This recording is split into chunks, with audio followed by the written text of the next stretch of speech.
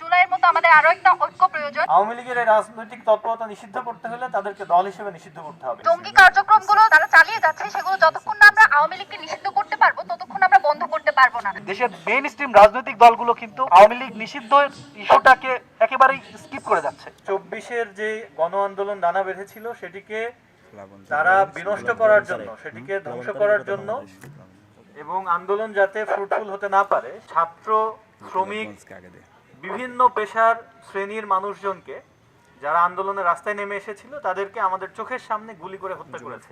এই হত্যাকাণ্ড বিচার এখনো শুরুই হয়নি।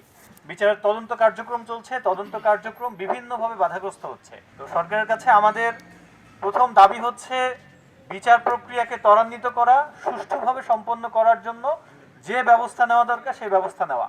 এবং আমরা মনে করি বিচারিক প্রক্রিয়ার মাধ্যমেই মূলত ফ্যাসিস্ট দল হিসেবে আওয়ামী লীগের বাংলাদেশে রাজনীতি করার অধিকার পুরোপুরিভাবে নিশ্চিহ্ন হবে। কিন্তু তার আগে যে ষড়যন্ত্রমূলক কর্মকাণ্ড চালিয়ে যাচ্ছে খুনি হাসিনা দিল্লিতে বসে, এবং একই সাথে তাদের যারা কর্মীরা আছে এখন পর্যন্ত যারা এই অপরাধের জন্য তাদের ন্যূনতম অনুশোচনা নেই, সেই অনুশোচনাহীন জম্বি গোষ্ঠী তারা বিভিন্ন প্রকার নাশকতামূলক এবং ঝটিকা মিছিলের নামে অপতৎপরতা অব্যাহত রেখেছে।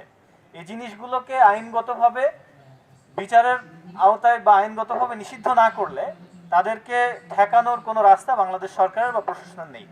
তো সেই জায়গা থেকে আমরা মনে করি আওয়ামী লীগের এই রাজনৈতিক তৎপরতা নিষিদ্ধ করতে হলে তাদেরকে দল হিসেবে নিষিদ্ধ করতে হবে। আমরা যতই বলি এই সরকার আমাদের এখন বাংলাদেশ আমরা নতুন স্বাধীনতা ভোগ করছি, যতক্ষণ পর্যন্ত না আওয়ামী লীগ নিষিদ্ধ হচ্ছে এবং তাদের যে অপতৎপরতাগুলো, তাদের যে জঙ্গি কার্যক্রমগুলো তারা চালিয়ে যাচ্ছে, সেগুলো যতক্ষণ না আমরা আওয়ামী লীগকে নিষিদ্ধ করতে পারবো ততক্ষণ আমরা বন্ধ করতে পারবো না। দেখুন, আওয়ামী লীগ গত 15 বছরে যে সকল কাজকর্ম করেছে, তারা 3টার বেশি গণহত্যা চালিয়েছে। পিলখানা, শাপলা, মোদিবিরোধী আন্দোলনে প্রায় অনেকগুলো মানুষকে মেরেছে। তারপরে আরো এমন কোনো হত্যাকাণ্ড থেকে শুরু করে, গুম থেকে দুর্নীতি থেকে শুরু করে এমন কোনো অপকর্ম নাই যা তারা করে নাই।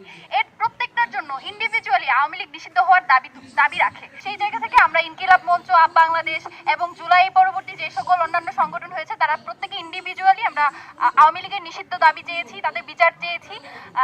সেই জায়গা থেকে ইন্ডিভিজুয়ালি না থেকে আমরা মনে করি জুলাইয়ের মতো আমাদের আরো একটা ঐক্য প্রয়োজন, যে ঐক্যের মাধ্যমে আমরা আমাদের যে শহীদ ভাইদের প্রতি যে প্রতিশ্রুতির কারণে আমরা এখনো ঘরে ফিরে যাইনি, আমরা এখনো আমাদের বিপ্লবকে সমুন্নত রাখার জন্য, আমাদের অভ্যুত্থানকে টিকিয়ে রাখার জন্য শহীদ ভাইদের প্রতি প্রতিজ্ঞা থেকে এখনো মাঠে থেকেছি।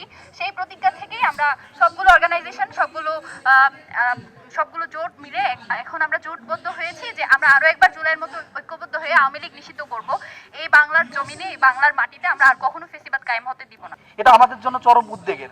আমরা দেখছি যে আওয়ামী লীগের নেতারা যারা অপরাধের সাথে সংযুক্ত ছিলেন তারা জেলে গিয়েছেন, জেলে যাওয়ার পরে কয়েকদিন পরে ছাড়া পেয়ে আবার তারা তাদের কার্যক্রম চালিয়ে যাচ্ছেন। এগুলো নিয়ে আমরা উদ্বিগ্ন। আমরা আরো উদ্বিগ্ন এই যে যারা জুলাই বিপ্লবের বিপ্লবী ছিল, যারা কাজ করেছে, এই আন্দোলনকে, গণ অভ্যুত্থানকে সংগঠিত করেছে, তাদের জীবনের নিরাপত্তা নিয়ে আমরা দেখেছি যে তাদেরকে বিভিন্ন ধরনের ন্যারেটিভ এবং প্রোপাগান্ডা দিয়ে তাদেরকে শায়েস্তা করা হচ্ছে। আমরা আতঙ্কিত এবং আমরা উদ্বিগ্ন যে এই যে কখনো যদি এমন সিচুয়েশন আসে যে তাদেরকে আবার বিভিন্ন ব্লেম দিয়ে, বিভিন্ন ধরনের অপবাদ দিয়ে তাদেরকে আবার দোষী সাব্যস্ত করা হচ্ছে। এই জন্য কিন্তু আমরা চাই যে সাংবিধানিকভাবেই যারা বিপ্লবী ছিল তাদের একটা সাংবিধানিক নিরাপত্তা থাকা প্রয়োজন। সবকিছু মিলে আমরা মনে করছি যে ফ্যাসিস্ট আওয়ামী লীগ সরকারের আমরা নিষিদ্ধ আমাদের প্রাণের দাবি এবং আমরা সম্মিলিতভাবেই সেটা করতে চাই।